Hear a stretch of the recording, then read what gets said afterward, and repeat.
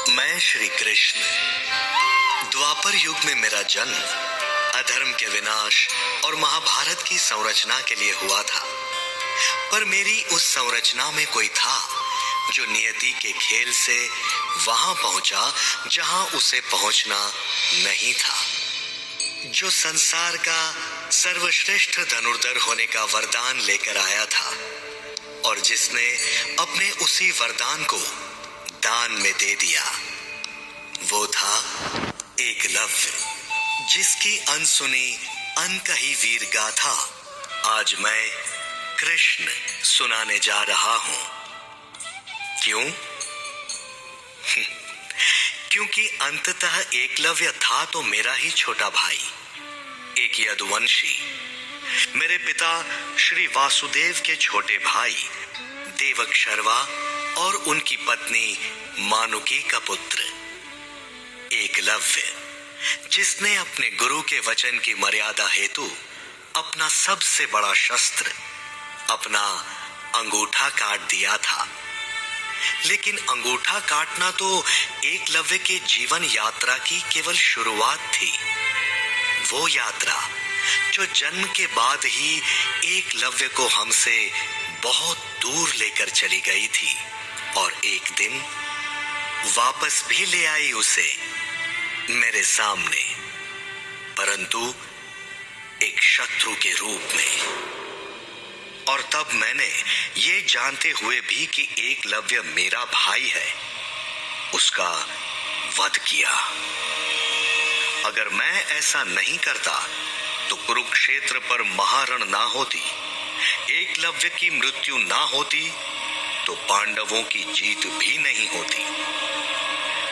भाग्य के उस चक्रव्यूह की कहानी की शुरुआत हुई थी मथुरा से कोसों दूर मगध में, जहां के राजा जरासंध अपने दामाद कंस की हत्या का दंड मुझे देना चाहते थे, परंतु मेरे अपनों की हत्या करके अपनी गदा हवा में घुमाते हुए एक शेर की तरह दहाड़ रहे थे महाबली जरासंध।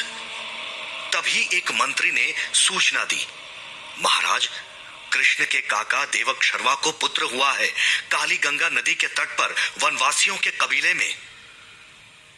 मेरे कुल से प्रतिशोध का अवसर देखकर जरासंध जोर जोर से हंस उठा। उस हंसी की गूंज पहुंची कोसों दूर मेरे कानों में, एक बड़े संकट का संकेत बनकर। और उस संकट से सुरक्षा के लिए मैं पहुंचा काका देवकशर्वा के पास। मुझे देखते ही वो बोले, कृष्ण, सब तैयार है कल की यात्रा के लिए। मैंने कहा, हम सब कल जाएंगे, परंतु आपका काकी और मेरे भाई के पास अभी होना आवश्यक है। काकाश्री के ना नुकर को समझाते बहलाते मैंने उन्हें सैनिकों के साथ रवाना किया, पर सामने से जो विपदा आ रही थी उसके लिए इतने से सैनिक क्या, एक पूरी सेना भी कम थी। मुझे मेरा सारथी चाहिए था। काली गंगा नदी के किनारे बसे मानुकी काकी के महल में दोपहर की शांति को भंग करते हुए घंटियां बजने लगी। मानुकी काकी ने अपने कक्ष से पुकार लगाई, अरे द्वार खोलो, यदुकुल से कोई आए होंगे। पर उसी पल महल का द्वार टूटकर नीचे गिर गया और महल के अंदर प्रवेश करती चली आई मगध की सेना। महल में हाहाकार मच गया। शोर सुनकर मानुकी काकी घबराई, परंतु इससे पहले कि वो नन्हे एकलव्य को पलंग से उठा पाती, किसी ने पीछे से उनके बाल पकड़कर उन्हें धरती पर फेंक दिया। वो मगध का सैनिक था और वो बढ़ चला नवजात नन्हे एकलव्य की ओर। उसने अपनी तलवार उठाई और मानुकी काकी चिल्लाए, नहीं! और तभी पीछे से एक तीर आके उस हमलावर के गले को भेदता हुआ आर पार निकल गया। द्वार पर काका देवकशर्वा धनुष लिए खड़े थे। मेरा एक यत्न सफल हो गया था। काका काकी से बोले, जरासंध की सेना ने हमला कर दिया है।